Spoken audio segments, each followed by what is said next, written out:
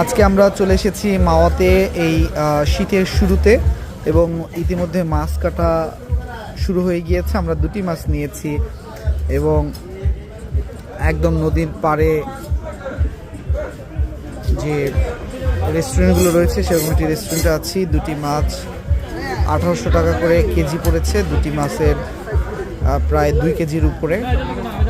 আর যেহেতু আমরা আজকে 7 জন এসেছি, 7 জনের জন্য দুটি মাছ 7 পিস করা হচ্ছে, 7 দুগুণে 14 পিস হবে। এবং আজকের এই মাওয়া শীতের মধ্যে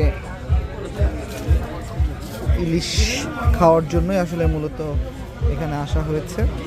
তো আপনারা যারা ঘুরতে পছন্দ করেন ব্যস্ত সময়ের মধ্যে দিয়ে কিছু সময় হলেও এরকম মাওয়াতে এসে ইলিশ খেতে পারেন, যা আপনাকে একটু বিনোদন যোগাবে এবং ক্ষুধা নিবারণের জন্য সহায়ক ভূমিকা পালন করবে।